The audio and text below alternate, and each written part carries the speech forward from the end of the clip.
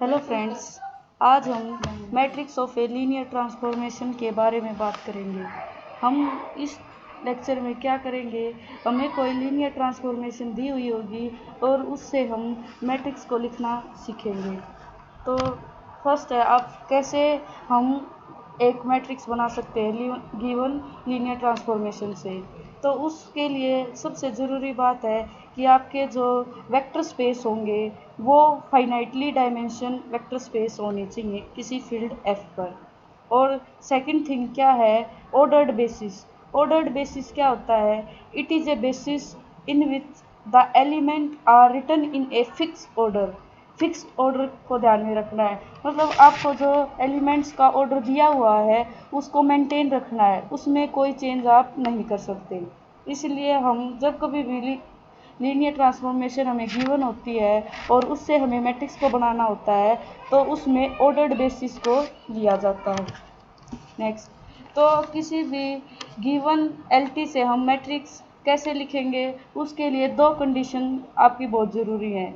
पहली कंडीशन है कि डोमेन का बेसिस होना चाहिए, और दूसरी कंडीशन क्या है, जो आपका बेसिस डोमेन का जो बेसिस है उसके हर एक वेक्टर की इमेज आपको ज़रूर मिलनी चाहिए, तभी आप किसी गिवन एलटी से मैट्रिक्स बना सकते हैं। तो हम अज्यूम कर लेते हैं कि आपके u के बेसिस आपके पास u1 u2 un, इसको आपके n वेक्टर हैं डोमेन के जो आपका इसका बेसिस का काम कर रहे हैं, उसको मैंने b से रिप्रेजेंट कर दिया। और आपका कोडोमेन का बेसिस है v1 v2 up to vm, ये m वेक्टर हैं जो v का बेसिस का काम कर रहे हैं, इसको b डैश से रिप्रेजेंट कर दिया। और ये दोनों के दोनों आपके ऑर्डर्ड बेसिस हैं। और इसकी हमें मैट्रिक्स बनानी है तो हमारे पास u1 वेक्टर की इमेज होनी चाहिए, उसकी रिप्रेजेंटेशन के लिए t ऑफ u1 कह दिया। u2 की आपके पास इमेज होनी चाहिए, उसके लिए आपको t ऑफ u2 कह दिया। ऐसे ही आपके पास un एक वेक्टर है, उसके लिए आपको t un वेक्टर को ले लिया। और ये सारे के सारे वेक्टर आपके v वेक्टर में जाएंगे और v वेक्टर में आपका b डैश इसका बेसिस है, तो ये सारे के सारे vector linear combination of vectors of B dash में लिखे जा सकते हैं। तो उस बात का यूज़ करते हुए टी ऑफ u1 आपका बराबर हो गया a11 v1 plus a21 v2 plus and so on plus am1 vm। ऐसे ही हम n वेक्टर्स की रिप्रेजेंटेशन ले लेंगे in the term of expression of linear combination of vectors of B dash. ये a11 a21 ये क्या है, ये आपके स्केलर्स है फील्ड के, ठीक है। तो ये जो आपके पास ये n इक्वेशंस आई हैं, इसके हम कोफिशिएंट मैट्रिक्स प्रिपेयर करेंगे, वो क्या हो जाएगी आपके पास a11 a21 a31 up to am1। ऐसे ही आपके पास लास्ट रो क्या हो जाएगी a1n a2n up to amn। तो आपके पास n क्रॉस m साइज की मैट्रिक्स प्रिपेयर हो गई। तो हमें बनानी है matrix of a linear transformation of ordered basis b and b dash.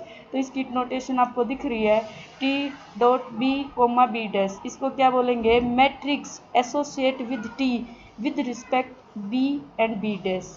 तो आपकी ये मैट्रिक्स क्या बनेगी a11 a12 क्या था, मतलब क्या है, जो आपने सिस्टम ऑफ इक्वेशन की जो कोफिशिएंट मैट्रिक्स बनाई थी ना, उसका ट्रांसपोज ले लो, ये आपकी T of B comma B dash आपकी प्रिपेयर हो जाएगी।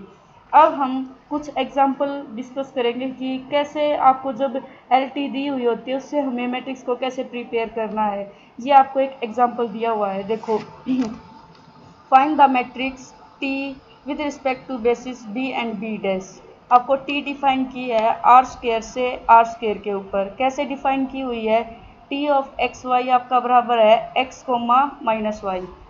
तो और आपके बेसिस क्या है, बी बेसिस में स्टैंडर्ड वेक्टर है e1 e2, और बी डैश बेसिस में है 1,1 और 1,-1, ये दो वेक्टर्स आपको दिए हुए हैं।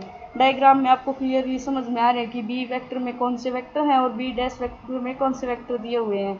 e1 और e2 आपके स्टैंडर्ड वेक्टर हैं, तो e1 वेक्टर कौन सा हो जाएगा 1 0 और e2 क्या हो जाएगा 0 1। r2 का ये इसका बेसिस हो गया, first condition satisfy. Second condition क्या होती है कि आपको बेसिस के हर एक वेक्टर की इमेज चाहिए। इमेज चाहिए तो हमें जो ट्रांसफॉर्मेशन दी हुई थी उसके अंदर हम इन वेक्टर्स को पुट करेंगे और उससे हमें इमेज मिल जाएगी। तो मैंने फर्स्ट वेक्टर 1 0 पुट किया, टी ऑफ 1 0 की इमेज क्या मिलेगी, x माइनस वाई है, तो आपका 0 का नेगेटिव कुछ इफेक्ट ही नहीं पड़ता, तो 1 0 ही आ गई।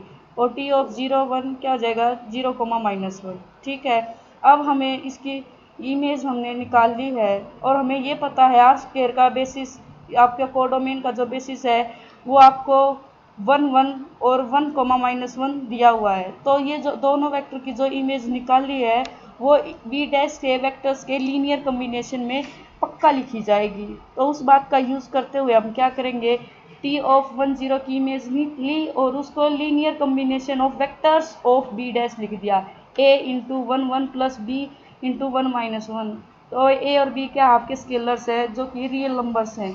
तो मैंने फर्स्ट कोफिशिएंट को कंपेयर कर लिया, तो आपका 1 किसके बराबर हो गया, ए प्लस बी का। अब सेकंड कोफिशिएंट को कंपेयर कर लिया, ए माइनस बी बराबर है 0, तो इसको फर्स्ट इक्वेशन मान दिया, दूसरी को सेकंड मान लिया।